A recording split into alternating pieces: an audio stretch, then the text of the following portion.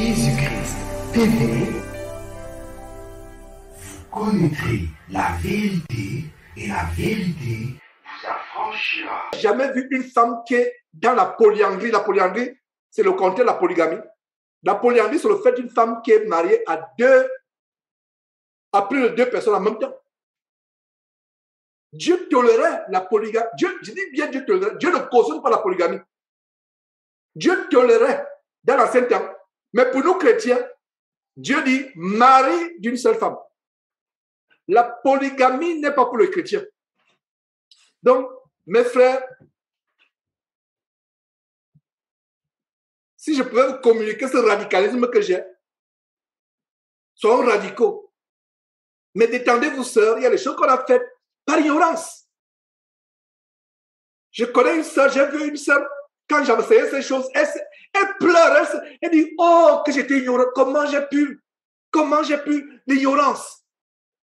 Normalement, une femme chrétienne, si elle n'est pas mariée, c'est qu'elle est vierge. Maintenant, si tu as commis des erreurs par le passé, tout ce que tu dois faire, sœur, ne te lamente pas, comme cette sœur qui se lamentait quand je lui ai enseigné ces choses. Ne te lamente pas. Demande pardon à Dieu si tu ne l'as pas fait. Et au contraire, redouble de piété. Redouble de piété. Parce que l'impudicité, dans les églises, on cautionne cela. On cautionne. Les pasteurs cautionnent cela. Vous comprenez pourquoi je suis surpris que personne ne soit déconnecté. Du moins, je ne sais pas si les gens... Je suis surpris. Parce que ces enseignements, ce genre de enseignements, quand quelqu'un écoute, il dit non, je ne peux plus suivre ce gars. Il est devenu fou. Les temps ont changé. Évoluons avec notre temps. Mais la même personne qui dit que le temps a changé, quand la personne prie, oh Seigneur Dieu, tu es le même hier, aujourd'hui, éternellement. Là, Dieu n'a pas changé. Maintenant, quand il s'agit de mettre la parole en application, les gens m'ont dit que non, Dieu aussi doit comprendre que les temps ont changé. Mais quand tu supplies Dieu en disant que Dieu, tu es le même hier, aujourd'hui, éternellement, Dieu n'a pas changé à ce moment-là. Hypocrite que nous sommes. Hypocrite que nous sommes. Alors, faites donc mourir les membres qui sont sur la terre.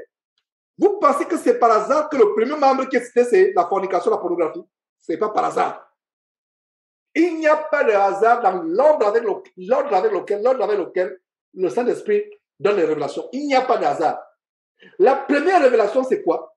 Faites donc mourir les membres qui sont sur la terre, virgule, premier membre, l'impudicité. Ce n'est pas par hasard. Quelle est l'arme de destruction massive de l'humanité? C'est le sexe, l'homosexualité, la pornographie. De plus en plus aujourd'hui, trouver une fille de 15 ans qui est vierge, oh là là, c'est un miracle. Là, j'ai descendu à 11 ans, 12 ans. Là, j'ai descendu. Je me dis, comment? Beaucoup de gamines aujourd'hui, de jeunes filles aujourd'hui, elles connaissent leur avant de devenir une femme. Vous savez de quoi je parle? On sait quand est-ce qu'une femme devient une femme. Vous pensez que c'est par hasard? Faites mourir les membres. Quel est le premier membre? Il n'est pas dit la langue. Il a dit quoi? L'impudicité, le sexe. Voilà. Et en tant que parents chrétiens, martelons ces choses à nos enfants. Martelons ces choses. Martelons. C'est la responsabilité des parents chrétiens. Abraham n'a pas lésiné un seul instant à aller offrir le seul héritier, le seul fils, Isaac. Il n'a pas lésiné. Mais nous, il ne s'agit même pas de tuer nos enfants. Il s'agit tout simplement de leur montrer que nous aimons Dieu plus que vous. S'il faut choisir entre Dieu et vous, il n'y a même pas le choix à faire. Beaucoup de chrétiens ont des problèmes. Mais vous voulez que je fasse quoi? L'enfant, il n'y a pas de tolérance, surtout quand l'enfant connaît la vérité. Il n'y a pas de tolérance. Qu'est-ce qui s'est passé avec Élie? Dans 1 Samuel, Élie avait deux enfants pervers. Le sacrificateur Élie avait deux enfants pervers, Ophni et Phiné. Quel est le péché qui a entraîné la mort d'Ophni et Phiné? Le fait qu'il couchait avec les femmes qui venaient s'est réuni devant la tente d'assignation. Ils sont morts frappés le même jour. Et pourquoi le père aussi est mort le même jour frappé? Élie est mort aussi le même jour. Pourquoi? Parce qu'il était laxiste vis-à-vis des enfants. Tolérant. Il ne reprenait pas les enfants avec ferveur autorité. Il faut que Dieu voie, ma soeur, mon père, mon frère, ma soeur, il faut que Dieu voie ton radicalisme vis-à-vis de tes enfants. Sinon, le jour où tes enfants sont frappés, c'est le jour-là aussi que Dieu te frappe. Exactement comme Élie, au final, vous pensez que ces histoires sont par hasard? Ces histoires sont là pour nous servir d'exemple, nous qui sommes arrivés à la fin des temps. Le salut est individuel. En même temps que je suis dur avec mes enfants, quand il s'agit de certains principes comme sur le plan de la sexualité, en même temps, je les encourage, je devais encourager nos enfants que l'enfer est personnel, le ciel est personnel. Parce qu'après le retour de Jésus-Christ, vous ne vous rappelez même pas que vous avez eu tel ou tel enfant. Non, on sera comme des anges.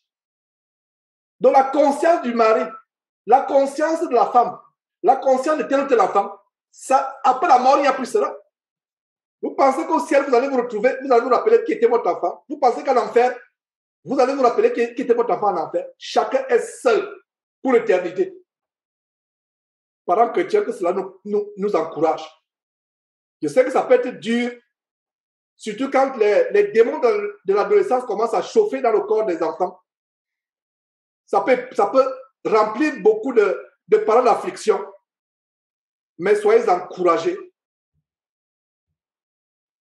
Parlez avec fermeté avec vos enfants. Montrez-leur qu'il y a des aspects où on ne transige pas. Il y a des points où on ne transige pas. Montrez-leur votre radicalisme. Quand l'enfant voit ton radicalisme, lui-même il a peur.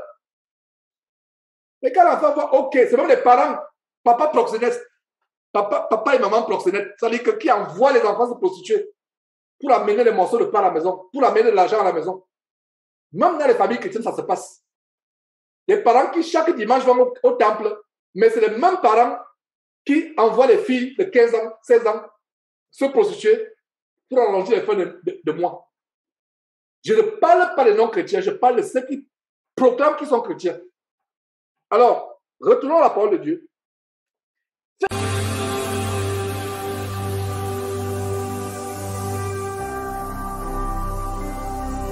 Jésus-Christ TV, vous connaîtrez la vérité et la vérité vous affranchira.